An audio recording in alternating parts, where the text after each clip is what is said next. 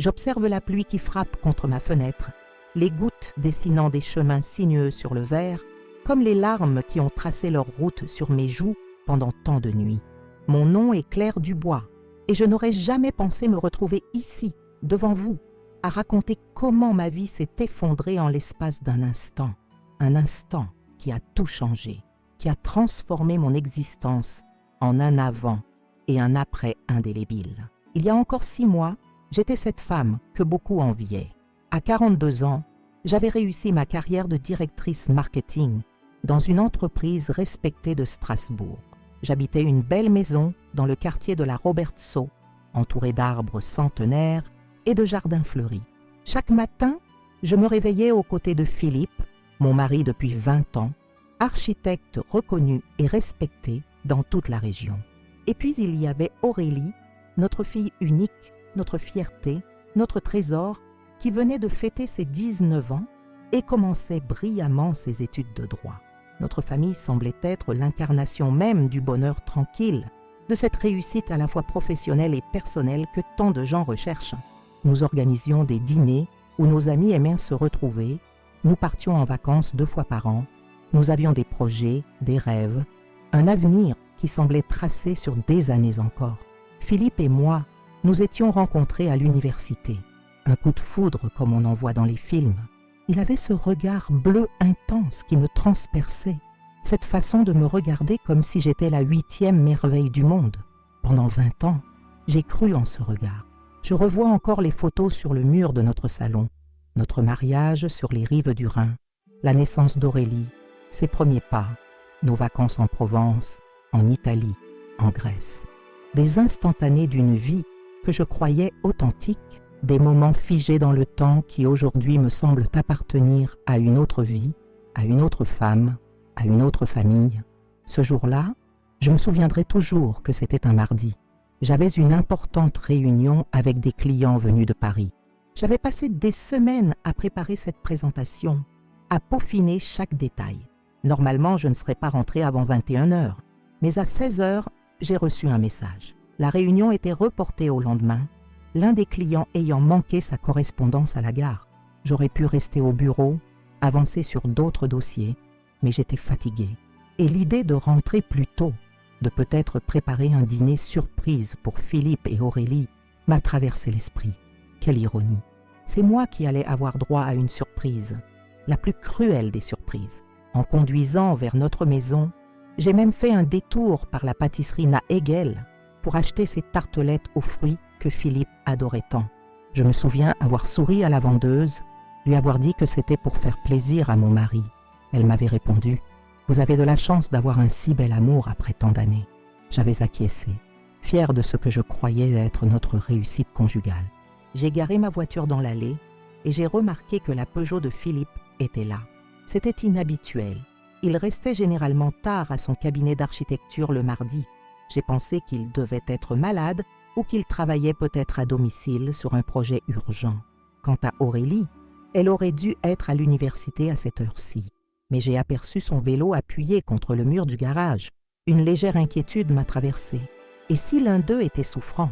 J'ai accéléré le pas vers la porte d'entrée, les tartelettes dans une main, mon sac dans l'autre. En entrant, j'ai été frappée par le silence inhabituel de la maison. Pas de musique, pas de télévision, pas de voix. Juste ce silence lourd, presque palpable, entrecoupé d'un bruit étrange que je n'arrivais pas à identifier. « Philippe? Aurélie ?» ai-je appelé en posant mes affaires sur la console de l'entrée. Pas de réponse. J'ai avancé dans le couloir, notant distraitement une veste jetée sur le sol, celle de Philippe, puis un pull que je reconnaissais comme appartenant à Aurélie. Mon cœur a commencé à battre plus vite, sans que je comprenne vraiment pourquoi. Quelque chose n'allait pas, cette sensation, presque primitive, que quelque chose de terrible se passait sous mon propre toit. Le bruit devenait plus distinct à mesure que j'approchais de notre chambre. Des murmures, des soupirs, un rire étouffé. La porte était entr'ouverte, laissant filtrer un ray de lumière sur le parquet sombre du couloir. Je ne sais pas pourquoi je n'ai pas appelé à nouveau. Peut-être que quelque part, au fond de moi, je savais déjà. Peut-être que mon instinct me préparait à l'impensable. J'ai poussé doucement la porte. Le temps s'est arrêté. Le monde s'est figé dans un tableau grotesque et cauchemardesque. Sur notre lit, le lit où Philippe et moi avions dormi pendant 20 ans, où nous avions conçu Aurélie, où nous avions partagé nos joies et nos peines, se trouvaient mon mari et ma fille, enlacés dans une intimité qui a déchiré mon âme en 1000 morceaux. Je n'ai pas crié, je n'ai pas hurlé, je suis restée là, pétrifiée, les tartelettes toujours dans ma main, tandis que mon monde s'écroulait. Philippe a été le premier à me voir. Son visage est passé de l'extase à l'horreur en une fraction de seconde. Il a poussé Aurélie, a tenté de se couvrir, a balbutié mon nom. Claire, ce n'est pas ce que tu crois, mais c'était exactement ce que je croyais. C'était pire que tout ce que j'aurais pu imaginer dans mes cauchemars les plus sombres.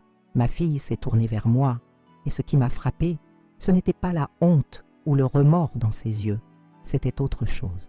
Une sorte de défi mêlé de soulagement, comme si elle était presque heureuse que je découvre enfin leur secret. « Maman !» a-t-elle dit d'une voix que je ne reconnaissais pas. « Nous sommes amoureux. Ça fait 6 mois maintenant. » Les tartelettes ont glissé de ma main et se sont écrasées sur le sol, répandant leur garniture colorée sur le parquet clair. Un détail absurde dont je me souviens avec une clarté terrifiante. Ces fruits écrasés, déformés, comme mon cœur à cet instant précis. Je ne me souviens pas avoir quitté la pièce. Je me rappelle seulement m'être retrouvée dans la cuisine, assise sur une chaise, fixant le mur blanc devant moi. Des heures semblaient s'être écoulées, mais la pendule indiquait que seulement 20 minutes étaient passées depuis mon arrivée à la maison. J'entendais des voix étouffées à l'étage, des portes qui s'ouvraient et se fermaient, de l'eau qui coulait. Il se préparait à affronter la tempête que j'allais déclencher. Mais je n'avais pas la force de tempêter. Pas encore. J'étais dans cet état étrange où le choc est si violent qu'il anesthésie momentanément la douleur. Philippe est descendu le premier. Il s'est assis en face de moi, a tenté de prendre mes mains. J'ai reculé comme s'il était contagieux, porteur d'une maladie mortelle. En un sens, il l'était. Il portait en lui la destruction de tout ce en quoi j'avais cru. Le regard de Philippe était celui d'un étranger. L'homme assis devant moi ressemblait physiquement à mon mari, mais quelque chose dans ses yeux avait changé. Cette lueur que j'avais toujours prise pour de l'amour s'était transformée en quelque chose de froid, de calculateur. « Claire, je sais que tu ne pourras jamais comprendre », a-t-il commencé d'une voix que je ne reconnaissais plus. Ce n'était pas prévu. Ça s'est produit progressivement, comme si cette trahison ultime pouvait être excusée par sa lenteur, comme si le fait qu'il ait pris son temps pour séduire notre fille rendait l'acte moins monstrueux. « Tais-toi », ai-je murmuré, ma voix à peine audible. « Ne dis plus un mot. » Aurélie est entrée dans la cuisine à ce moment-là. Elle portait un de mes pulls, celui que je lui avais prêté la semaine dernière. Un détail insignifiant qui m'a poignardé une nouvelle fois. Elle s'est tenue dans l'encadrement de la porte, ni tout à fait dans la pièce, ni tout à fait dehors. Une position qui semblait symboliser parfaitement sa place dans notre famille désormais. Ni dedans, ni dehors, mais dans cet espace liminal horrifiant qu'elle avait créé avec mon mari. « Je suis désolée que tu l'aies découvert ainsi », a-t-elle dit, et j'ai noté l'absence de véritable regret dans sa voix. Elle était désolée pour la forme, pas pour le fond. Nous voulions te le dire. Après mon diplôme, j'ai levé les yeux vers elle, cet enfant que j'avais porté, nourri, aimé sans condition. Cette jeune femme que j'avais élevée pour qu'elle soit forte, indépendante, intègre, et je ne l'ai pas reconnue. Tu avais tout prévu, ai-je réalisé soudain, les pièces du puzzle s'assemblant avec une clarté douloureuse. Ces sortes de stages chez Philippe, ces week-ends où vous travailliez soi-disant sur tes projets d'architecture, c'était « nous passions du temps ensemble », a complété Philippe, comme si cela expliquait tout. « Claire, nous ne voulions pas te blesser, mais ce que nous ressentons l'un pour l'autre, ce que vous ressentez, ma voix s'est brisée. Tu es son père, pas biologiquement, a répondu Aurélie, et le monde s'est à nouveau arrêté de tourner. J'ai regardé alternativement mon mari et ma fille, cherchant une explication à cette nouvelle bombe qu'il venait de lâcher. « De quoi parles-tu » ai-je demandé, la gorge serrée. Philippe a soupiré, passant sa main dans ses cheveux, comme il le faisait toujours quand il était nerveux. « Je ne suis pas le père biologique d'Aurélie. Tu le sais, Claire. »« Non !» ai-je crié, frappant la table de mes poings. C'est faux! Nous avons fait les tests quand elle est née, à cause de ton groupe sanguin. Tu es son père. Aurélie s'est assise à côté de Philippe, prenant sa main dans la sienne, avec une familiarité qui m'a donné la nausée. Maman, nous avons fait de nouveaux tests il y a 8 mois. C'est comme ça que tout a commencé. Je voulais savoir si j'avais des prédispositions génétiques pour cette maladie dont grand-mère est morte. Le médecin nous a suggéré un test ADN complet et nous avons découvert que je n'étais pas son père biologique, a terminé Philippe. Cela a créé un lien différent entre nous. Nous avons commencé à nous voir différemment. J'ai éclaté d'un rire sans joie. Tu n'es pas son père biologique, donc tu t'es dit que c'était acceptable de coucher avec elle, avec la fille que tu as élevée depuis sa naissance. C'est ça ton excuse? Ce n'est pas une excuse, a protesté Aurélie. C'est une explication. Nous ne sommes pas liés par le sang. Il t'a élevé, ai-je hurlé, incapable de contenir ma rage plus longtemps. Il t'a tenu dans ses bras quand tu étais un bébé. Il a soigné tes genoux écorchés, t'a appris à faire du vélo, t'a consolé après tes chagrins d'amour au lycée. Comment pouvez-vous? Je n'ai pas pu terminer ma phrase. La nausée qui montait en moi depuis plusieurs minutes est devenue irrépressible. J'ai couru aux toilettes et ai vomi jusqu'à ce que mon estomac soit vide, jusqu'à ce que seuls des spasmes douloureux secouent mon corps. Quand je suis revenue dans la cuisine, ils étaient toujours là, assis côte à côte, comme un couple attendant le verdict d'un juge. J'ai réalisé à cet instant que j'étais devenue l'intruse dans ma propre maison, dans ma propre famille. J'étais celle qui était de trop dans cette nouvelle configuration qu'ils avaient créée. Qui? Ai-je demandé, ma voix étrangement calme maintenant. Qui est le père biologique d'Aurélie, si ce n'est pas toi? Philippe a baissé les yeux. Le test n'a pas identifié de père spécifique. Il a juste confirmé que ce n'était pas moi. Un autre mensonge. J'en étais certaine. Dans leur regard, j'ai vu cette complicité malsaine, ce secret partagé qui me maintenait à l'écart. Je veux que vous partiez, ai-je dit calmement. Tous les deux, ce soir, prenez vos affaires et sortez de ma maison. Claire, a commencé Philippe, c'est aussi ma maison. Nous devrions discuter calmement, comme des adultes. Comme des adultes, j'ai senti l'hystérie monter en moi. Tu couches avec notre fille et tu veux qu'on discute comme des adultes? Sortez, sortez! J'ai attrapé le vase en cristal posé sur la table, un cadeau de mariage, et l'ai lancé contre le mur. Le bruit du verre se brisant a été étrangement satisfaisant, comme si une partie de la tension accumulée en moi s'était libérée avec ce geste. Ils sont partis précipitamment de la cuisine. Je les ai entendus monter l'escalier, ouvrir des tiroirs, parler à voix basse. J'ai pris mon téléphone et ai appelé ma sœur Margot, mais je suis tombée sur sa messagerie. Comment lui expliquer ce qui venait de se passer? Comment mettre des mots sur cette trahison qui dépassait l'entendement? J'ai ensuite appelé Antoine, mon ami avocat. Sa voix calme et professionnelle m'a ancré dans la réalité quand je lui ai demandé de venir immédiatement sans lui expliquer pourquoi. Il a dû sentir l'urgence dans ma voix, car il a simplement dit « J'arrive dans 20 minutes ». Pendant que j'attendais, j'ai entendu Philippe et Aurélie continuer à faire leur bagage à l'étage. Des bruits de pas, des portes d'armoire, des murmures. Je suis restée assise à la table de la cuisine, fixant les éclats de verre sur le sol, incapable de bouger, de penser clairement, de comprendre comment ma vie avait pu basculer aussi brutalement. Antoine est arrivé avant qu'il ne redescende. Son expression s'est transformée en inquiétude dès qu'il m'a vue. « Claire, mon Dieu, que s'est-il passé ?» Je lui ai fait signe de s'asseoir, mais avant que je puisse commencer à expliquer, des pas dans l'escalier nous ont interrompus. Philippe et Aurélie sont apparus, chacun avec un sac de voyage. Ils se sont figés en voyant Antoine. « Qu'est-ce qu'il fait là ?» a demandé Philippe, soudain méfiant. « Il est là pour m'aider, » ai-je répondu, ma voix à nouveau ferme, pour m'aider à comprendre comment mon mari et ma fille ont pu me trahir de la pire des façons. Antoine a regardé alternativement Philippe, Aurélie et moi, comprenant progressivement la situation. Son visage est passé de la confusion au dégoût. « Claire, a-t-il dit doucement, tu veux que j'appelle la police ?»« La police ?» a protesté Philippe. « C'est ridicule. Nous sommes deux adultes consentants. Elle a 19 ans, ai-je répondu. Et tu l'as élevée depuis sa naissance. Dans certaines juridictions, cela pourrait être considéré comme un abus d'autorité. sinon pire. Je bluffais et Philippe le savait probablement. Mais à ce moment-là, je voulais juste leur faire peur, leur faire ressentir ne serait-ce qu'une fraction de la terreur et du désarroi que j'éprouvais. « Nous partons », a annoncé Aurélie, la voix tremblante pour la première fois. Nous avions prévu de partir de toute façon. Pas aujourd'hui, mais bientôt. « Où allez-vous » ai-je demandé, réalisant soudain que je ne voulais pas vraiment savoir. Que m'importait l'endroit où ils allaient poursuivre leur relation incestueuse ? « Loin », a répondu Philippe. « Nous avons besoin d'espace, de réfléchir à tout ça. »« Il n'y a rien à réfléchir, » ai-je dit, sentant les larmes monter à nouveau. « Vous avez détruit notre famille. Vous avez trahi ma confiance de la pire des façons imaginables.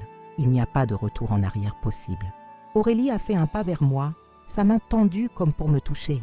J'ai reculé instinctivement. « Maman » a-t-elle murmuré, et dans ce mot, j'ai enfin entendu une trace de la fille que j'avais élevée. « Je suis désolée. Je t'aime toujours.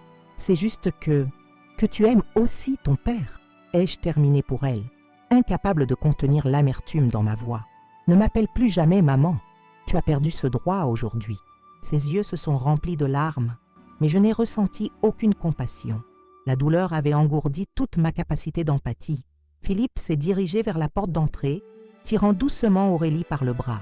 Avant de sortir, il s'est retourné une dernière fois. « Je passerai prendre le reste de nos affaires quand tu seras prête à en discuter calmement, » a-t-il dit, comme si nous venions de nous disputer à propos du menu du dîner ou d'une facture impayée. « Ne reviens jamais, » ai-je répondu, ma voix à peine audible. « Jamais. » La porte s'est refermée derrière eux et le silence est retombé sur la maison.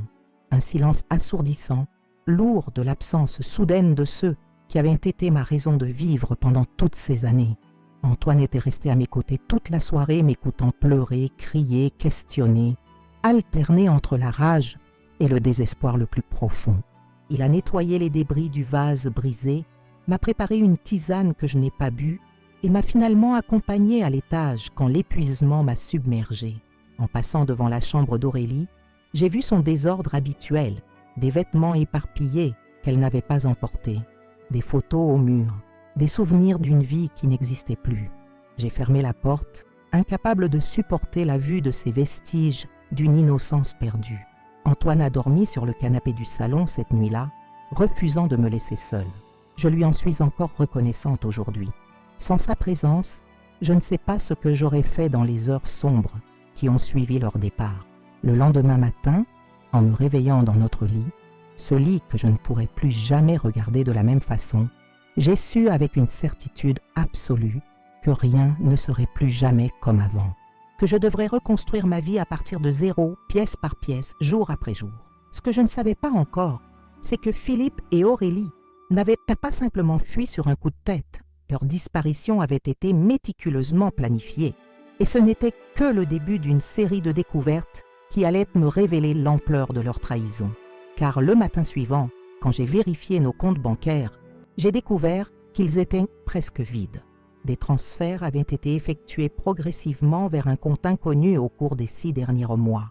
Notre compte d'épargne commun, nos investissements, tout avait été vidé, ne laissant que le minimum nécessaire pour ne pas éveiller mes soupçons lors d'une vérification superficielle. C'est à ce moment précis, en fixant le solde de notre compte principal, réduit à quelques centaines d'euros, que j'ai compris que ma douleur émotionnelle n'était que le début de mon calvaire. Philippe avait non seulement détruit notre famille, mais il avait aussi méthodiquement préparé sa fuite en s'assurant que je serais laissée sans ressources. Les jours qui ont suivi leur départ se sont transformés en un étrange brouillard. Je me déplaçais dans la maison comme un fantôme, touchant les objets qu'ils avaient laissés derrière eux, cherchant à comprendre comment tout avait pu s'effondrer si rapidement. Le silence qui régnait désormais était assourdissant. Plus de musique d'Aurélie résonnant depuis sa chambre, plus de Philippe fredonnant sous la douche, plus de discussions animées autour du dîner. Juste le vide et le tic-tac incessant de l'horloge du salon qui semblait me narguer.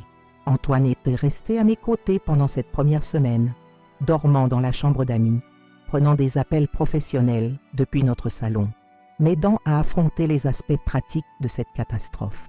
Il a contacté notre banque, a parlé à un collègue spécialisé en droit familial, a commencé à rassembler des documents. Je le regardais agir avec une sorte de détachement, comme si tout cela concernait quelqu'un d'autre. « Claire, il faut que tu manges quelque chose », me répétait-il plusieurs fois par jour, plaçant devant moi des assiettes que je touchais à peine. La nourriture n'avait plus de goût. Le sommeil était devenu mon ennemi, peuplé de cauchemars où je revivais sans cesse cette scène dans notre chambre, mais avec des variations toujours plus cruelles. Dans certains rêves, il riait de moi ouvertement. Dans d'autres, je découvrais qu'il complotait ma mort. Je me réveillais en sueur, le cœur battant, incapable de distinguer le réel du cauchemar. Le 3e jour, mon téléphone a sonné, un numéro inconnu. J'ai hésité, puis j'ai décroché, espérant malgré moi entendre la voix d'Aurélie. « Madame Dubois ?» Une voix masculine, professionnelle. « Je suis Martin Leroy, du cabinet d'architecture de votre mari. Nous sommes inquiets car Philippe ne s'est pas présenté depuis 3 jours et ne répond pas à nos appels. Nous avons une présentation importante pour le projet Mulhouse demain. Je ne sais pas ce qui m'a pris. Peut-être l'instinct de protéger l'image de ma famille, même brisée. Peut-être la honte. Philippe est souffrant, ai-je répondu mécaniquement. Une grippe sévère. Il sera absent quelques jours encore. Oh, je suis désolée de l'apprendre. Pourriez-vous lui demander de nous envoyer les fichiers du projet Mulhouse? C'est assez urgent. Bien sûr, ai-je menti. Dès qu'il sera un peu mieux. J'ai raccroché et me suis effondrée sur le canapé, secouée de sanglots. Pourquoi les protégeais-je? Pourquoi ne pas avoir simplement dit la vérité? Mon mari s'est enfui avec notre fille. Ils sont amants. Ils ont vidé nos comptes. Je ne sais pas où ils sont. Le 5e jour, j'ai reçu un email de l'université d'Aurélie. S'inquiétant de ses absences non justifiées, j'ai supprimé le message sans répondre. Comment expliquer l'inexplicable? Une semaine exactement après leur départ, alors qu'Antoine était retourné travailler pour la journée, promettant de revenir le soir, j'ai reçu un SMS de Philippe. « Nous sommes en sécurité. Nous avons besoin de temps. Je suis désolée pour la souffrance causée. Je passerai chez un notaire la semaine prochaine pour les papiers du divorce. P. Pas un mot sur l'argent disparu. Pas une question sur comment j'allais. Pas une mention d'Aurélie. Juste ce message froid, presque administratif, comme s'il réglait une formalité désagréable. J'ai fixé ces mots sur l'écran jusqu'à ce qu'ils se brouillent devant mes yeux. Puis, dans un accès de rage, j'ai lancé le téléphone contre le mur. L'écran s'est fissuré, mais l'appareil fonctionnait encore. Une métaphore de ma vie, brisée mais toujours fonctionnelle, par nécessité plus que par choix. Cette nuit-là, j'ai fouillé dans les affaires dès qu'ils avaient qu'à se laisser. Dans le bureau de Philippe, j'ai trouvé des papiers qu'il n'avait pas emportés. Des relevés bancaires d'un compte dont j'ignorais l'existence. Des brochures de voyage pour la Suisse. Une demande de passeport pour Aurélie datant de 3 mois. Tout indiquait une fuite planifiée de longue date, pas une décision impulsive prise après ma découverte. Dans la chambre d'Aurélie, cachée sous son matelas, j'ai trouvé une lettre qu'elle avait commencée mais jamais terminée. « Chère maman, disait-elle, quand tu liras ceci, nous serons déjà partis. Je sais que tu ne pourras jamais comprendre ou pardonner, mais je veux que tu saches que je n'ai jamais voulu te faire de mal. Ces sentiments sont arrivés sans prévenir, comme une tempête qui a tout balayé sur son passage. Philippe et moi, la lettre s'arrêtait là. Avait-elle été incapable de poursuivre son mensonge ou avait-elle simplement été interrompue? Je ne le saurais jamais. J'ai froissé la lettre et l'ai jetée dans la cheminée du salon, regardant les flammes dévorer ce dernier vestige de la fille que j'avais connue. 2 semaines après leur départ, j'ai reçu la visite de Sophie, la mère d'Élise, la meilleure amie d'Aurélie. Elle se tenait sur le seuil, mal à l'aise, tripotant nerveusement son sac à main. « Claire, Élise m'a dit qu'Aurélie lui avait envoyé un message. Elle va bien, apparemment. Ils sont en Suisse. Je pensais que tu voudrais le savoir. J'ai fixé cette femme, que je connaissais depuis des années, avec qui j'avais partagé des cafés pendant que nos filles jouaient ensemble étant petites. Elle savait, peut-être pas tout, mais elle savait quelque chose, et elle ne m'avait rien dit. « Depuis combien de temps es-tu au courant, Sophie ?» ai-je demandé, ma voix dangereusement calme. Elle a baissé les yeux. Élise m'a parlé de ses soupçons il y a environ 2 mois. Aurélie lui avait confié avoir des sentiments pour un homme plus âgé. Elle n'a jamais dit que c'était Philippe. Je te jure, Claire, si j'avais su, sors de chez moi, ai-je murmuré, incapable de supporter une seconde de plus sa présence, ses excuses, sa pitié évidente. Elle est partie sans protester, me laissant avec cette nouvelle trahison. Combien d'autres savaient, combien avaient vu les signes que j'avais manqués, aveuglés par ma confiance, par mon amour. Le même jour, j'ai reçu un appel du cabinet d'architecte de Philippe. Cette fois, c'était l'associé principal, Éric Mercier. Sa voix était tendue, professionnelle. « Madame Dubois, nous n'avons toujours aucune nouvelle de Philippe. Des clients importants s'impatientent. Nous avons besoin de savoir quand il compte revenir. » Cette fois, je n'ai pas menti. Philippe ne reviendra pas. Il a quitté le pays. Je vous suggère de contacter son avocat pour les détails concernant sa participation dans le cabinet. Un silence choqué a suivi. Puis, je suis désolée, je ne comprends pas. Philippe est parti, sans prévenir? Ce n'est pas possible. Nous avons des projets en cours, des engagements. Bienvenue dans mon monde, ai-je répondu avant de raccrocher. Un mois s'est écoulé. Les factures ont commencé à s'accumuler. J'ai dû retourner travailler, affronter les regards curieux, les chuchotements dans mon dos, les questions à peine voilées. J'ai inventé une histoire de séparation, de Philippe parti travailler à l'étranger, d'Aurélie l'accompagnant pour un stage. Des mensonges pour protéger qui exactement? Certainement pas eux. Peut-être juste mon propre orgueil, les lambeaux de ma dignité. Antoine m'a aidé à engager un détective privé pour retrouver trace de l'argent disparu. Louis Mercier, un homme discret aux yeux perçants, qui parlait peu mais écoutait attentivement. Il a pris des notes pendant que je lui racontais tout, son visage restant impassible. Pas de jugement, juste un professionnalisme qui m'a réconforté étrangement. Je les retrouverai, a-t-il promis simplement. Quant à l'argent, c'est plus complexe, mais pas impossible. Ils ont laissé des traces. 6 semaines après leur fuite, j'ai reçu une grande enveloppe par courrier recommandé. Des papiers de divorce, préparés par un cabinet d'avocats de Genève. Philippe demandait un divorce pour incompatibilité d'humeur. Quelle ironie! Et proposait un partage des biens qui ne mentionnait pas les sommes disparues. Comme si cet argent s'était évaporé, n'avait jamais existé. J'ai remis les documents à Antoine, qui a secoué la tête en les lisant. « C'est insultant, a-t-il dit, et probablement illégal. Ne signe rien, Claire. Laisse-moi gérer ça. » Ce soir-là, j'ai fait quelque chose que je n'avais pas osé jusqu'alors. J'ai appelé mes parents. Ils vivaient à Lyon, loin de ce scandale, protégés par la distance. Je ne leur avais rien dit, prétextant une grippe persistante pour expliquer mes appels manqués. Ma voix changeait, mais je ne pouvais plus porter ce fardeau seul. « Maman, ai-je dit quand elle a décroché, j'ai besoin de te parler de quelque chose de terrible. » Elle a écouté en silence, tandis que je déversais toute l'histoire, sans phare, sans euphémisme. Quand j'ai eu terminé, j'ai entendu son souffle court, comme si elle avait couru un marathon. « Ma chérie, a-t-elle finalement dit, ton père et moi arrivons demain. Ils sont venus, ces parents merveilleux, et leur présence a été comme une bouée de sauvetage dans mon océan de douleur. Mon père, d'habitude si réservé, si contrôlé, a pleuré en me prenant dans ses bras. Ma mère a pris les choses en main, nettoyant la maison que j'avais négligée, préparant des repas que je pouvais enfin manger, m'écoutant répéter les mêmes questions sans réponse, encore et encore. Pourquoi, maman? Comment ai-je pu ne rien voir? Comment ont-ils pu me faire ça? Elle n'avait pas de réponse, personne n'en avait, mais sa présence silencieuse, sa main tenant la mienne, valait plus que tous les mots du monde. 2 mois après leur départ, Louis Mercier est revenu avec des nouvelles. Il avait localisé Philippe et Aurélie dans un petit village près de Genève. Ils vivaient dans un appartement modeste, payé en liquide. Philippe avait trouvé un emploi dans un petit cabinet d'architecture local. Aurélie suivait des cours à l'université de Genève. « Il semble établi », a dit Louis, me montrant des photos prises de loin. J'ai aussi trouvé des traces de compte en Suisse.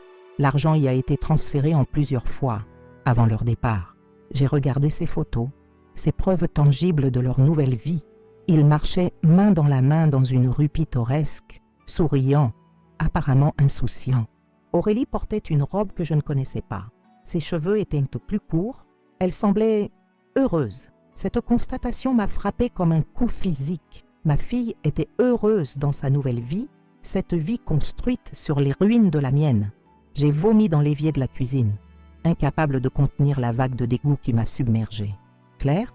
La voix inquiète de Louis. « Voulez-vous que j'appelle quelqu'un ?»« Non, ai-je répondu en m'essuyant la bouche. Je vais bien. Continuez. Quelles sont mes options maintenant? Nous avons discuté longtemps ce jour-là. Des options légales pour récupérer l'argent, des possibilités de poursuites judiciaires, des conséquences potentielles si je décidais d'exposer publiquement ce qu'ils avaient fait. À la fin, épuisé, j'ai posé la question qui me hantait depuis des semaines. Est-ce qu'ils savent que vous les avez trouvés? Louis a secoué la tête. Non. J'ai été très discret. Ils ne se doutent de rien.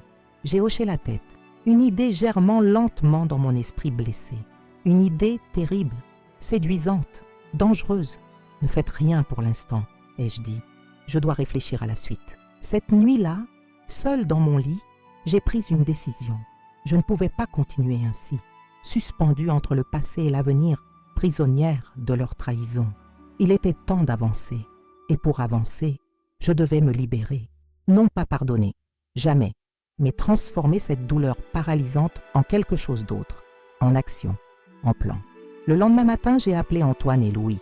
J'avais les yeux cernés, mais l'esprit plus clair qu'il ne l'avait été depuis 2 mois. « Voici ce que nous allons faire », ai-je commencé, ma voix ne tremblant plus. « Nous allons récupérer mon argent. Nous allons leur montrer qu'on ne me détruit pas impunément. Et ensuite, nous allons leur préparer une surprise qu'ils n'oublieront jamais. » Antoine m'a regardé avec une lueur d'inquiétude. « Claire, je comprends ta colère, mais assure-toi de rester dans les limites de la légalité.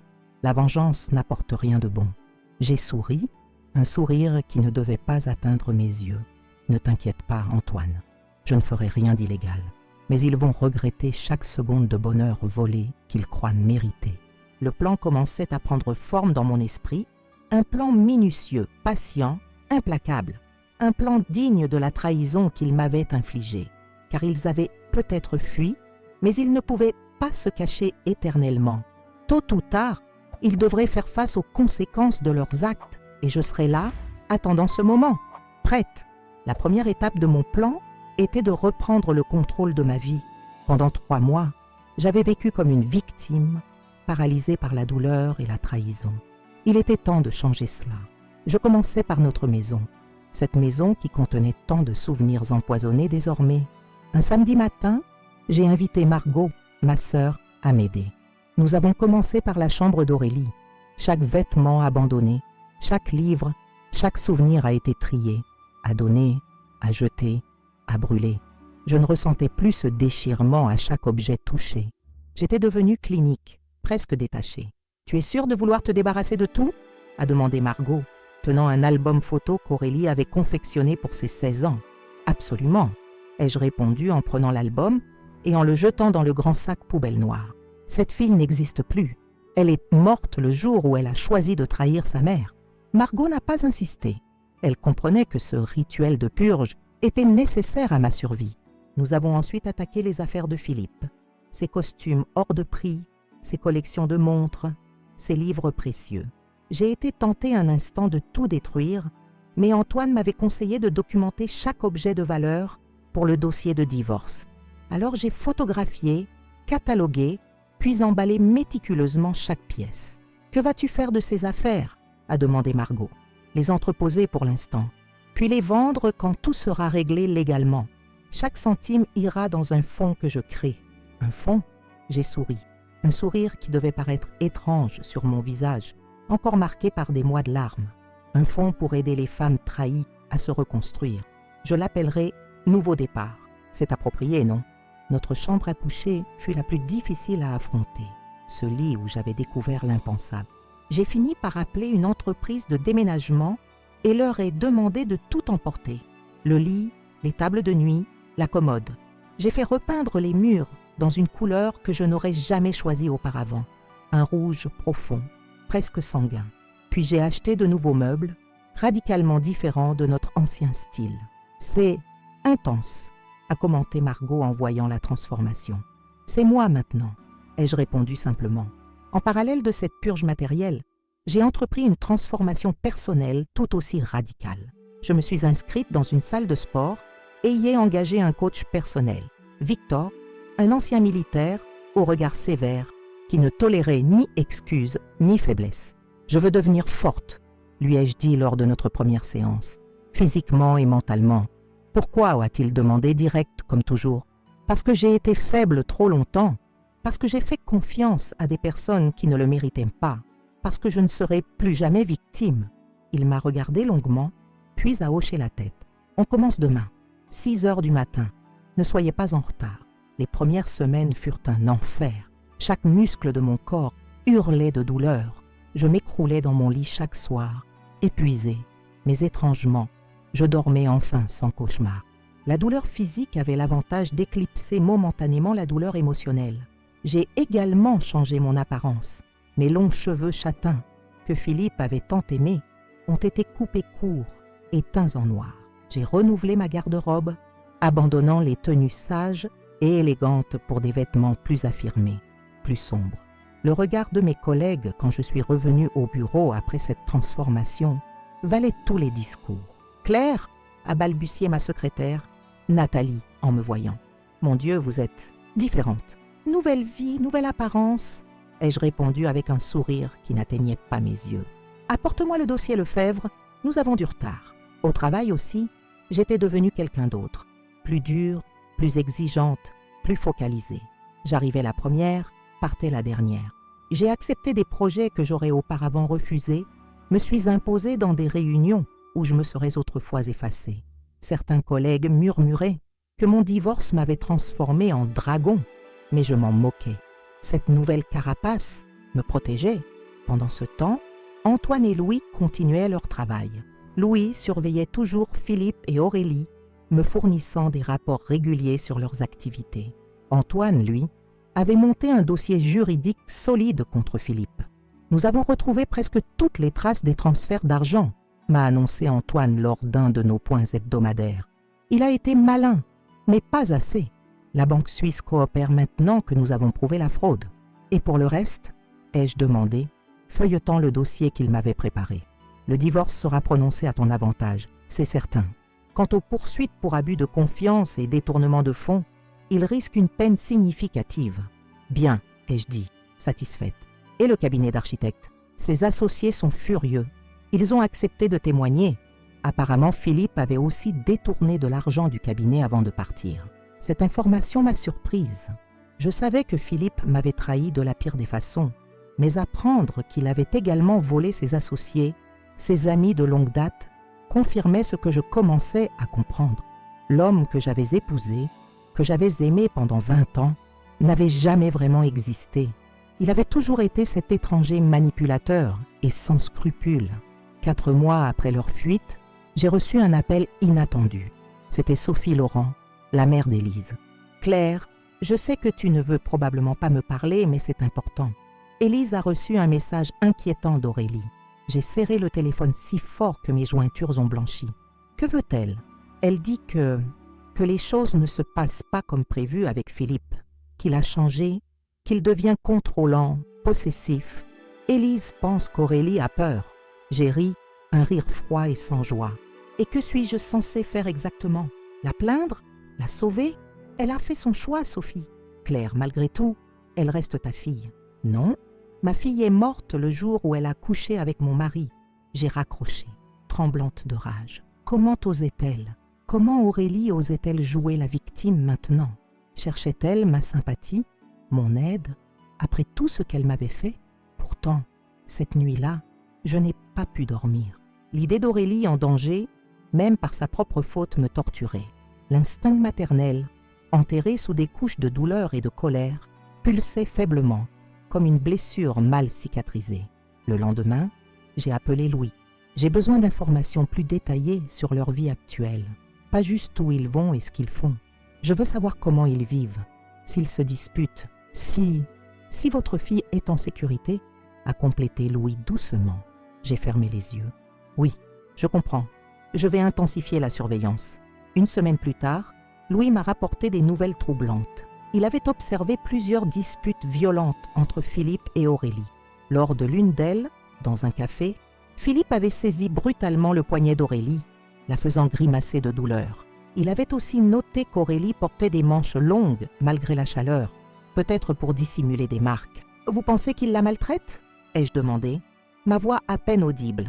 Louis a hésité. « Je n'ai pas de preuves directes, mais oui, j'en ai l'impression. Il y a ces disputes, son comportement contrôlant, et j'ai remarqué qu'elle semble diminuer, moins confiante. Elle regarde souvent autour d'elle comme si elle avait peur. Une partie de moi, la partie sombre, blessée, a pensé « elle l'a mérité ». Mais une autre partie, plus profonde, s'est révoltée contre cette idée. Personne ne mérite d'être maltraité, pas même la personne qui vous a trahi de la pire des façons. Continuez à surveiller, ai-je finalement dit. Si vous voyez des signes évidents de violence, prévenez-moi immédiatement. Cette nouvelle dimension a compliqué mes sentiments déjà tumultueux. Ma haine pour Philippe s'est intensifiée, mais mon ressentiment envers Aurélie s'est mêlé d'une inquiétude réticente. Je me suis surprise à vérifier mon téléphone plus souvent, attendant des nouvelles de Louis, ou peut-être, inconsciemment, un message d'Aurélie elle-même. Pendant ce temps, je poursuivais ma transformation. Mes séances d'entraînement avec Victor portèrent leurs fruits.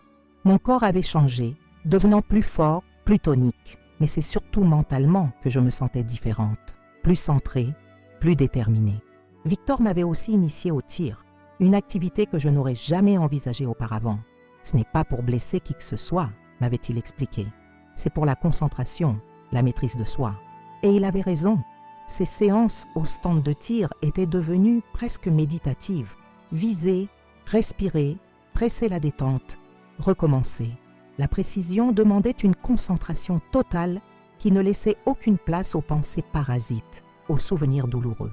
5 mois après leur fuite, j'ai reçu un email anonyme. Il contenait simplement un lien vers un article de journal suisse. L'article parlait d'un architecte français, nouvellement installé dans la région, qui avait été arrêté pour fraude fiscale. Il n'y avait pas de nom, mais la description correspondait à Philippe. J'ai immédiatement appelé Louis, qui a confirmé l'information. Il a été arrêté hier. Apparemment, il avait fourni de faux documents pour son permis de travail et n'avait pas déclaré certains revenus. Et Aurélie, elle est seule dans leur appartement. Elle semble perdue. J'ai raccroché, partagé entre la satisfaction de voir Philippe faire face à certaines conséquences de ses actes et l'inquiétude pour Aurélie, seule dans un pays étranger, sans ressources, sans soutien. Cette nuit-là, j'ai fait un rêve étrange. J'étais dans notre ancienne maison, mais elle était vide, caverneuse. J'entendais Aurélie m'appeler, sa voix d'enfant, pas la jeune femme qu'elle était devenue, mais la petite fille aux genoux écorchés qui réclamait sa mère. Je la cherchais désespérément, courant de pièce en pièce, mais je ne la trouvais pas. Je me suis réveillée en sueur, le cœur battant. Le lendemain matin, j'ai pris une décision qui allait changer le cours de ma vengeance. J'ai appelé Antoine. « J'ai besoin que tu me trouves un avocat en Suisse, » lui ai-je dit. « Je vais aller là-bas. »« Claire, es-tu sûre que c'est une bonne idée? La procédure est en cours ici, nous faisons des progrès. Ce n'est pas pour la procédure, c'est pour Aurélie. » Un silence. Puis, « Tu veux la ramener? Je ne sais pas ce que je veux exactement, mais je dois la voir, lui parler face à face. » Antoine a soupiré. « Je comprends, je vais arranger ça, mais promets-moi d'être prudente, juridiquement et émotionnellement. » La semaine suivante, j'atterrissais à Genève. J'avais loué une voiture et pris une chambre dans un petit hôtel à quelques rues de l'appartement où vivaient Philippe et Aurélie. Louis m'attendait dans le hall de l'hôtel, dossier en main. « Philippe est toujours en détention », m'a-t-il informé. Ils ont trouvé d'autres irrégularités. Aurélie est sortie brièvement ce matin pour faire des courses, puis est rentrée. Elle ne semble pas avoir d'amis ici, ni de soutien. A-t-elle essayé de contacter quelqu'un en France? Sa mère peut-être, ai-je demandé, réalisant l'ironie de ma question. Louis a secoué la tête. Pas à ma connaissance. Elle semble isolée. J'ai passé la journée à observer l'immeuble de loin, me demandant ce que je ferais exactement quand je me retrouverais face à elle. Qu'allais-je lui dire? Que ressentirais-je en voyant son visage? De la haine? De la pitié? Cet amour maternel que j'avais tenté d'étouffer? Le soir venu, j'ai pris ma décision. Je me suis dirigée vers l'immeuble, suis montée au 3e étage et ai frappé à leur porte. Longtemps, personne n'a répondu. J'allais repartir quand j'ai entendu un léger bruit de l'autre côté. Qui est-ce? Une voix faible, méfiante, sa voix. J'ai pris une profonde inspiration. C'est moi, Aurélie, c'est maman. Un silence interminable. Puis le bruit d'une chaîne qu'on retire, d'une serrure qu'on déverrouille. La porte s'est entr'ouverte et j'ai vu son visage, pâle, amaigrie, avec des cernes sombres sous les yeux. Mais ce qui m'a frappé le plus, c'était son regard. Ce n'était plus celui de la jeune femme arrogante qui m'avait annoncé être amoureuse de mon mari. C'était le regard d'un animal blessé, traqué. « Maman » a-t-elle murmuré, incrédule. Et malgré tout ce qu'elle m'avait fait, malgré la haine que j'avais nourrie pendant des mois, malgré mes plans de vengeance méticuleusement élaborés, j'ai senti quelque chose se briser en moi. « Je suis là », ai-je dit simplement. Elle s'est effondrée dans mes bras, secouée de sanglots. Je l'ai tenue contre moi, cette fille que j'avais portée, élevée, aimée, puis haïe. Je l'ai tenue et j'ai pleuré avec elle, sans savoir encore si je venais pour la sauver ou pour compléter ma vengeance. L'appartement était sombre, à peine éclairé par une petite lampe dans le coin du salon. En entrant, j'ai été frappée par le contraste avec notre maison spacieuse de Strasbourg. Un studio exigu, des meubles bon marché, des vêtements empilés sur une chaise. L'odeur de renfermé et de cigarettes froides m'a prise à la gorge. Philippe avait commencé à fumer. Lui qui avait toujours détesté cette habitude, Aurélie s'est écartée de moi, essuyant maladroitement ses larmes. Elle semblait soudain gênée, honteuse peut-être, de s'être laissée aller à cette étreinte. « Comment m'as-tu trouvée » a-t-elle demandé, sa voix rauque, comme si elle n'avait pas parlé depuis longtemps. « Tu croyais vraiment pouvoir disparaître sans laisser de traces ?» J'ai gardé ma voix neutre, contrôlant soigneusement les émotions qui menaçaient de déborder. « J'ai engagé quelqu'un pour vous retrouver. Je te surveille depuis des mois. » Ses yeux se sont écarquillés. « Des mois ? Tu sais donc pour Philippe ? Qu'il est en prison ? Oui, je sais. » Elle s'est effondrée sur le canapé défraîchi, se prenant la tête entre les mains. Il ne m'a rien dit. Sur l'argent, sur les faux papiers. Il m'a juste dit que tout était arrangé, que nous pourrions commencer une nouvelle vie ici. Et maintenant, tu es seule, sans argent, dans un pays étranger, ai-je complété, observant sa réaction. Sans amis, sans famille, elle a levé les yeux vers moi et j'y ai vu une lueur d'espoir mêlée de méfiance. Tu es venue pour m'aider ou pour te réjouir de ma misère? La question m'a désarçonnée. Pour être honnête, je ne savais pas moi-même pourquoi j'étais venue exactement. Pour la sauver, pour lui faire face, pour achever ma vengeance en lui montrant à quel point elle avait tout perdu. Je suis venue pour comprendre, ai-je finalement répondu. Pour comprendre comment ma fille, la personne que j'aimais le plus au monde, a pu me trahir de la pire des façons. Aurélie a baissé les yeux. Je ne peux pas l'expliquer. Pas d'une façon qui aurait du sens pour toi. Ça a commencé, je ne sais même pas quand exactement. Des regards, des moments de complicité.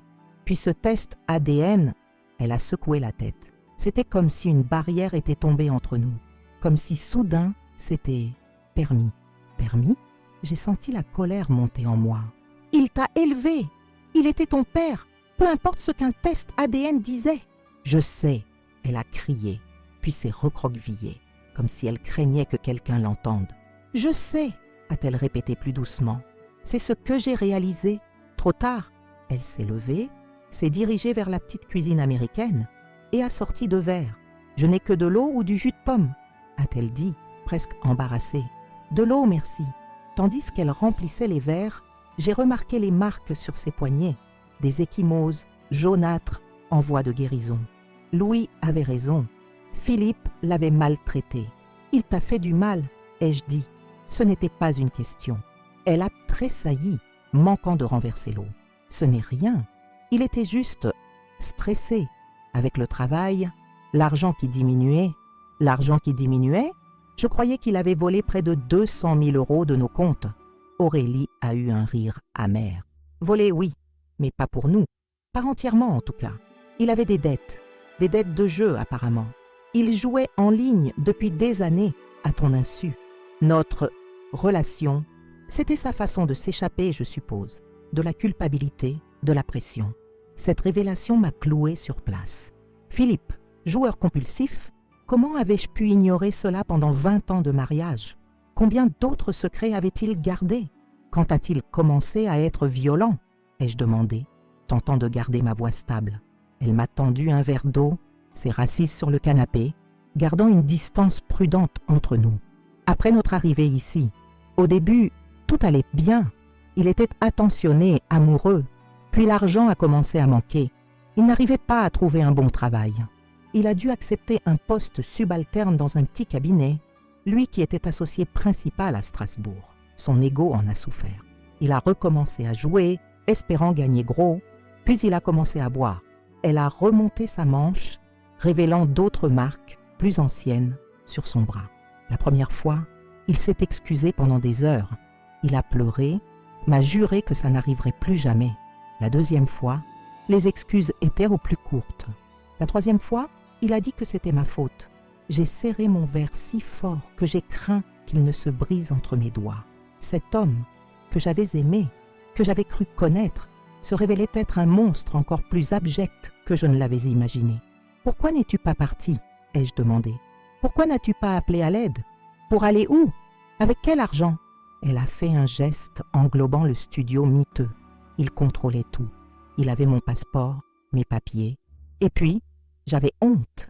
Comment aurais-je pu retourner à Strasbourg, affronter tous ces regards ? Comment aurais-je pu t'affronter, toi, après ce que je t'avais fait ? Elle a éclaté en sanglots, de vrais sanglots cette fois.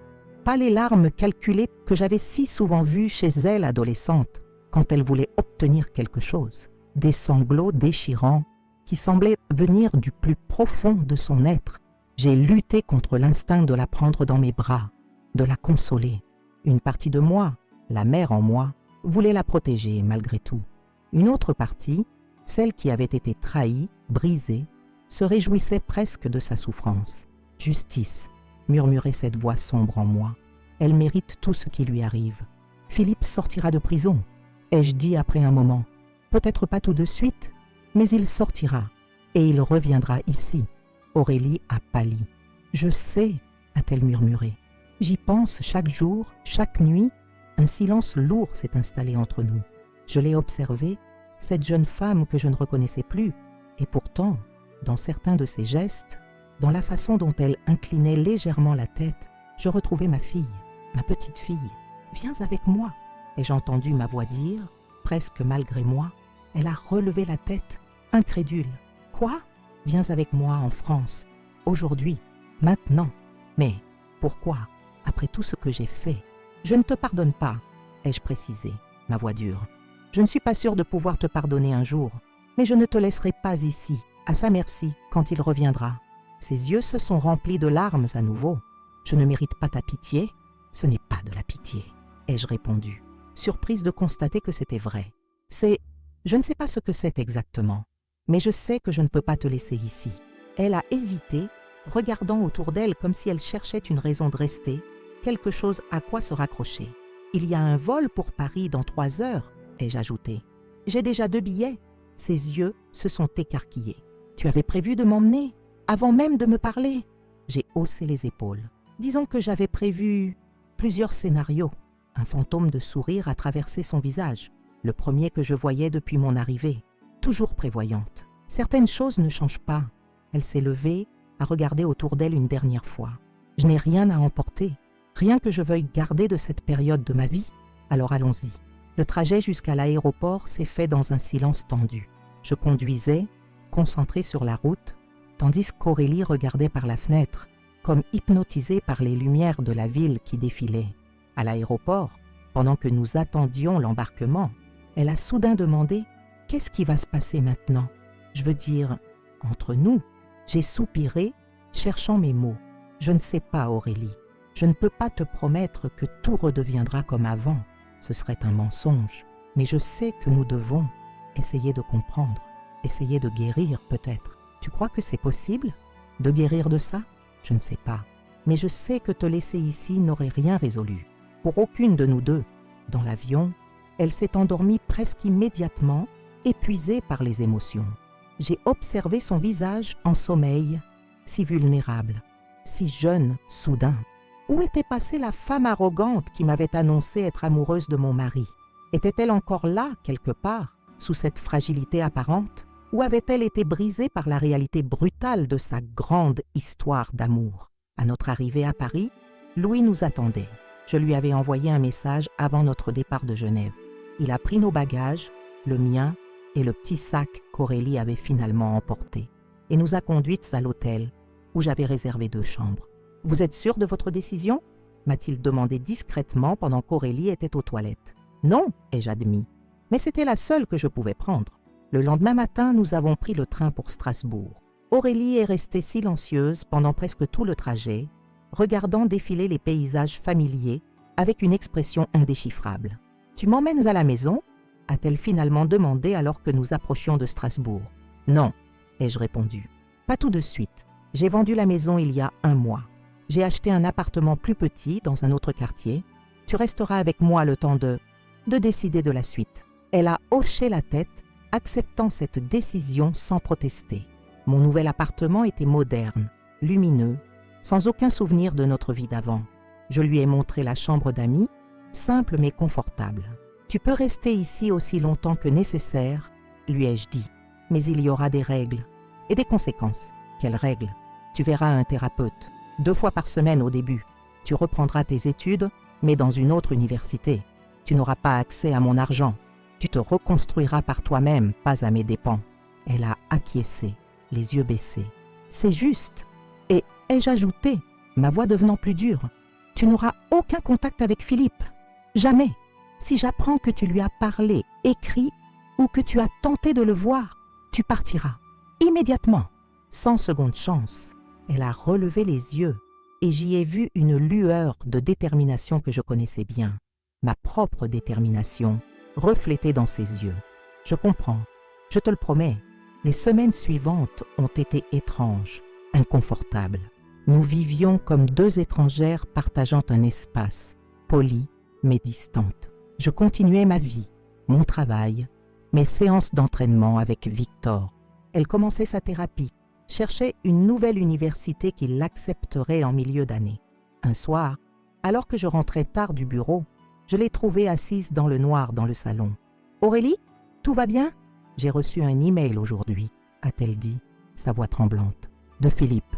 Il dit qu'il va bientôt sortir, qu'il me retrouvera où que je sois, qu'il ne me laissera jamais partir. » Mon sang s'est glacé. « Tu lui as répondu ? » ?»« Non, bien sûr que non. J'ai supprimé l'email immédiatement. Mais il m'a fait peur. Je me suis assise à côté d'elle, gardant néanmoins une certaine distance. Il ne peut pas te faire de mal. Il ne sait pas où tu es. Il finira par savoir. Il a toujours su tout. J'ai secoué la tête. Pas cette fois. J'ai pris des précautions. L'appartement est au nom d'une société que j'ai créée. Ton inscription à l'université sera sous un nom différent. Nous sommes protégés. Elle m'a regardé avec étonnement. Tu as fait tout ça ? Pour moi ? Pour nous, ai-je corrigé, pour notre sécurité à toutes les 2. 1 mois plus tard, nous avons appris que Philippe avait effectivement été libéré. Il avait bénéficié d'une remise de peine pour bonne conduite. Antoine m'a appelé immédiatement. Il est revenu en France. Il a été vu à Strasbourg hier. Il nous cherche, ai-je dit, constatant que ma voix restait calme malgré la peur qui me nouait l'estomac. Probablement, mais il ne vous trouvera pas. Le dispositif de sécurité est en place. Louis surveille ses mouvements. Il ne peut pas s'approcher de toi ou d'Aurélie sans que nous le sachions. Malgré ces assurances, j'ai intensifié les mesures de sécurité. Nouvelles serrures, système d'alarme, caméra. Aurélie ne sortait jamais seule. Je l'accompagnais à l'université, à ses rendez-vous thérapeutiques, partout. Un soir, alors que nous rentrions d'une de ces séances, elle s'est tournée vers moi dans la voiture. « Pourquoi fais-tu tout ça pour moi ? Après ce que je t'ai fait, j'ai gardé les yeux sur la route, réfléchissant à ma réponse. Je ne le fais pas que pour toi. Je le fais aussi pour moi, pour la femme que j'étais avant. Tout ça, pour la mère que j'étais. Tu me détestes toujours ?» Sa voix était petite, presque enfantine. J'ai soupiré. « Je ne te déteste pas, Aurélie. Je ne sais pas exactement ce que je ressens. C'est compliqué. Une partie de moi est toujours en colère, blessée. Une autre partie, quelle partie ? Une partie de moi se souvient de la petite fille que tu étais, se souvient de t'avoir aimée plus que tout au monde. Et cette partie ne peut pas simplement disparaître. Nous sommes rentrés en silence après cela, mais quelque chose avait changé entre nous. Une sorte de dégel, infime mais perceptible. 2 mois après notre retour en France, alors que nous commencions à croire que Philippe avait peut-être abandonné ses recherches, il a frappé, littéralement. C'était un samedi matin. J'étais partie faire des courses, laissant Aurélie seule à l'appartement pour la première fois. Quand je suis revenue, j'ai immédiatement su que quelque chose n'allait pas. La porte était entr'ouverte. J'ai lâché mes sacs et sorti le petit pistolet que Victor m'avait appris à utiliser et que je portais maintenant toujours avec moi, et suis entrée silencieusement. L'appartement était sans dessus-dessous, signe de lutte, de violence. Et au milieu du salon, Philippe. Il tenait Aurélie par les cheveux, un couteau contre sa gorge. Son visage était méconnaissable, émacié, creusé par la haine et ce qui semblait être des mois d'abus de substances. Ses yeux étaient ceux d'un fou. « Enfin » a-t-il craché en me voyant. La famille se réunit. « Lâche-la, Philippe » ai-je dit, pointant mon arme vers lui, tentant désespérément de contrôler le tremblement de mes mains. Il a ri, un rire qui n'avait plus rien d'humain. « Tu ne tireras pas avec elle si près, pas avec ta précieuse fille en danger. Tu te trompes » ai-je répondu, ma voix étrangement calme. « J'ai changé, Philippe.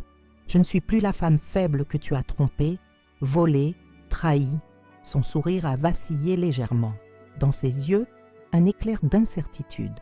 Aurélie le fixait, immobile, ses yeux élargis par la terreur. « Pose ton arme » a-t-il ordonné, « ou je lui tranche la gorge. »« Non » ai-je répondu simplement. « C'est toi qui vas la lâcher. Maintenant. » Il a hésité, déstabilisé par ma résistance inattendue. C'est tout ce dont j'avais besoin. J'ai tiré, visant précisément comme Victor me l'avait enseigné. La balle a atteint Philippe à l'épaule, celle qui tenait le couteau. Il a lâché l'arme en hurlant, libérant Aurélie qui s'est précipitée vers moi. Je l'ai poussée derrière moi, gardant mon arme pointée sur Philippe, qui se tordait de douleur sur le sol. « C'est fini » ai-je dit, à lui, à Aurélie, à moi-même peut-être. C'est terminé. La police est arrivée minutes plus tard, alertée par les voisins qui avaient entendu le coup de feu. Philippe a été arrêté, emmené à l'hôpital sous escorte policière. Les charges contre lui s'accumulaient, violence conjugale, tentative d'enlèvement, menaces de mort, sans compter les accusations précédentes de fraude et de détournement de fonds. Cette nuit-là, après les heures d'interrogatoire, les déclarations, les examens médicaux pour Aurélie, nous sommes rentrés dans un hôtel, notre appartement étant une scène de crime. Nous étions assises côte à côte sur l'un des lits, épuisés, vidés. « Tu m'as sauvée » a murmuré Aurélie. « Tu aurais pu le laisser me tuer. Après tout ce que je t'ai fait ?» J'ai secoué la tête. « Non, je n'aurais jamais pu faire ça. Quoi que tu aies fait, quoi qu'il se soit passé entre nous, tu restes ma fille. » Elle a pris ma main, hésitante. Je ne l'ai pas retirée. C'était le premier contact physique volontaire entre nous depuis cette étreinte à Genève. « Est-ce que tu pourras me pardonner un jour ?» a-t-elle demandé, sa voix à peine audible. J'ai regardé nos mains jointes, pensant à tout ce qui s'était passé, à la douleur, à la trahison, à la haine que j'avais ressentie. Puis à ce moment dans notre salon, quand j'avais vu ma fille en danger de mort et avais su, avec une certitude absolue, que je ferais n'importe quoi pour la protéger. Je ne sais pas si c'est possible de pardonner complètement quelque chose comme ça, ai-je finalement dit. Mais je sais que je veux essayer, pas pour effacer le passé, mais pour construire un futur où nous pourrons peut-être guérir ensemble. Elle a posé sa tête sur mon épaule et j'ai senti ses larmes mouiller mon pull. J'ai passé mon bras autour d'elle, la tenant comme je l'avais fait tant de fois quand elle était enfant. Notre chemin serait long, difficile. Les blessures étaient profondes, les cicatrices seraient permanentes.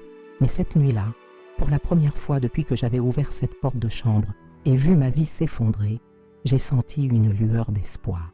Pas un espoir naïf que tout redeviendrait comme avant. Rien ne serait jamais comme avant. Mais l'espoir que quelque chose de nouveau, quelque chose de différent, mais peut-être tout aussi précieux, pourrait émerger des cendres de notre famille brisée. Et c'était suffisant pour l'instant. C'était un début. Voilà maintenant 3 ans que cette tempête a ravagé ma vie. 3 ans depuis que j'ai découvert mon mari et ma fille dans notre lit.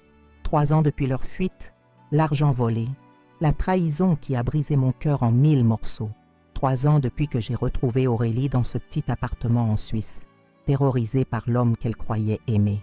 3 ans depuis que j'ai tiré sur Philippe pour sauver notre fille. Aujourd'hui, je vous parle d'un lieu de paix.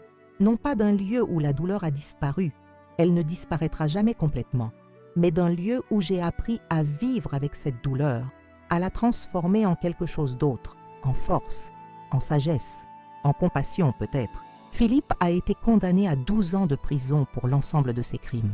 Tentative de meurtre, violence conjugale, fraude, détournement de fonds. Lors du procès, d'autres femmes sont venues témoigner. Des femmes plus jeunes qu'il avait manipulées, abusées, puis abandonnées.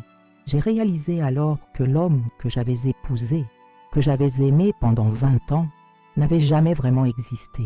Il n'était qu'un masque porté par un prédateur patient. Aurélie et moi avons entrepris un long, difficile chemin de guérison. 2 années de thérapie, individuelle et commune, des conversations douloureuses, sincères, nécessaires, des larmes, des cris parfois, puis lentement, très lentement, une forme de compréhension mutuelle. Elle a terminé ses études de droit, mais a choisi une nouvelle voie. Elle travaille maintenant pour une association qui aide les femmes victimes de violences conjugales. Je dois transformer ce qui s'est passé en quelque chose d'utile, m'a-t-elle dit un jour. Je dois utiliser cette expérience pour aider d'autres femmes à ne pas tomber dans les mêmes pièges. Nous ne vivons plus ensemble. Elle a son propre appartement maintenant, à quelques rues du mien. Nous dînons ensemble une fois par semaine. Nous parlons, nous rions parfois. Nous pleurons aussi quand les souvenirs deviennent trop lourds. Notre relation n'est plus celle d'avant. Elle ne pourra jamais l'être. Mais nous avons construit quelque chose de nouveau. Quelque chose de fragile encore, mais d'authentique. J'ai également transformé ma vie. J'ai quitté mon ancien emploi et créé ma propre entreprise de conseil. J'ai fondé cette association dont je vous parlais, Nouveau Départ, qui aide les femmes à se reconstruire après des trahisons dévastatrices. J'y ai investi tout l'argent que j'ai pu récupérer de Philippe, ainsi que celui de la vente de notre maison. Une façon de purifier cet argent, en quelque sorte, de transformer la trahison en soutien, la douleur en guérison. Je continue mes séances d'entraînement avec Victor, non plus par peur ou par vengeance, mais pour le plaisir de me sentir forte, capable, maîtresse de mon corps et de ma vie. Je garde mes cheveux courts et noirs. Ce changement qui symbolisait ma métamorphose est devenu une partie de ma nouvelle identité. Si je vous raconte cette histoire aujourd'hui, ce n'est pas pour vous choquer, ni pour susciter votre pitié. C'est parce que je crois profondément au pouvoir des témoignages. Parce que je sais qu'il y a parmi vous qui m'écoutez, des femmes qui vivent peut-être des situations similaires, des femmes qui se sentent trahies, manipulées, seules, des femmes qui pensent qu'elles ne pourront jamais se relever d'une telle blessure. À vous, je veux dire, vous n'êtes pas seul. La douleur que vous ressentez est réelle, légitime, immense. Mais elle n'est pas la fin de votre histoire. Elle en est peut-être même le début d'une transformation, d'une renaissance. Le chemin sera long, difficile, semé d'obstacles. Il y aura des jours où vous voudrez abandonner, où la douleur semblera insurmontable. Mais je vous promets qu'il existe, de l'autre côté de cette souffrance, un lieu de paix, non pas d'oubli. On n'oublie jamais une telle trahison, mais d'acceptation. Un lieu où la douleur ne vous définit plus, ne vous contrôle plus. Et à vous, qui avez peut-être été du côté des traîtres dans une histoire similaire, je veux aussi dire quelque chose. Il n'est jamais trop tard pour changer, pour reconnaître vos erreurs, pour chercher à comprendre ce qui vous a poussé à faire tant de mal à quelqu'un qui vous aimait. Le pardon n'est pas garanti. Il ne peut pas être exigé, seulement offert.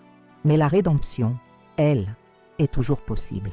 Aurélie en est la preuve vivante. Cette histoire, ma vie, n'est pas un conte de fées. Il n'y a pas de « ils vécurent heureux jusqu'à la fin des temps ». Il y a des cicatrices, des souvenirs douloureux, des moments de doute. Mais il y a aussi de la lumière, des moments de joie inattendue. La satisfaction de voir ma fille devenir une femme forte, résiliente, engagée. La fierté de savoir que notre histoire, aussi terrible soit-elle, aide maintenant d'autres femmes à s'en sortir. Alors si vous m'avez écouté jusqu'ici, je vous en remercie. Votre attention, votre empathie sont précieuses. Elles font partie de ce processus collectif de guérison auquel je crois profondément. Si cette histoire vous a touché, si elle a résonné en vous d'une façon ou d'une autre, je vous invite à vous abonner à la chaîne Histoires à entendre. D'autres témoignages vous y attendent, d'autres histoires de chute et de rédemption, de douleur et de guérison. Des histoires qui vous feront peut-être voir votre propre vie sous un jour différent. Laissez un commentaire pour partager votre réaction, vos questions, ou simplement pour me dire d'où vous venez. Avez-vous déjà vécu une trahison similaire? Comment l'avez-vous surmontée? Qu'auriez-vous fait à ma place? Votre perspective est importante. Elle enrichit cette conversation que nous avons commencée ensemble. N'oubliez pas non plus de laisser un « j'aime » si cette histoire vous a touché. Cela peut sembler un petit geste, mais pour nous qui partageons ces moments intimes, douloureux de nos vies, c'est une reconnaissance immense, une façon de nous dire que notre vulnérabilité a du sens, qu'elle crée des ponts entre nous. Et si vous le pouvez, je vous invite à soutenir la chaîne Histoires à entendre avec un merci, une petite contribution financière qui aide à couvrir les frais de production de ces vidéos. La réalisation de ces témoignages demande du temps, de l'énergie, des ressources. Votre soutien, même modeste, permet à cette chaîne de continuer à partager des histoires comme la mienne chaque jour, d'atteindre plus de personnes qui en ont besoin. Sachez que chaque vidéo que vous voyez représente des heures de travail. Recherche, écriture, tournage, montage. C'est un investissement émotionnel aussi, car revivre ces moments douloureux devant une caméra n'est jamais facile. Votre contribution aide non seulement à maintenir cette chaîne, mais aussi à améliorer constamment la qualité des contenus proposés. Je termine en vous remerciant encore une fois de m'avoir écouté, de m'avoir accompagné dans ce récit difficile. En partageant nos histoires, aussi douloureuses soient-elles, nous créons une communauté. Nous brisons l'isolement qui souvent accompagne la souffrance. Nous rappelons à ceux qui traversent des épreuves similaires qu'ils ne sont pas seuls. N'oubliez pas de consulter les autres vidéos de la chaîne. D'autres femmes, d'autres hommes y partagent des expériences tout aussi poignantes, des leçons tout aussi précieuses. Ensemble, nous tissons une toile d'histoire qui, je l'espère, illumine un peu l'obscurité que certains d'entre vous traversent peut-être en ce moment. À bientôt peut-être dans les commentaires. Et rappelez-vous, quelle que soit la tempête que vous traversez actuellement, il existe un rivage. Un lieu où même meurtri, même changé, vous pourrez vous reconstruire. Je suis la preuve vivante que même les trahisons les plus dévastatrices ne sont pas la fin de l'histoire. Elles en sont parfois, aussi étranges que cela puisse paraître, le début d'une nouvelle.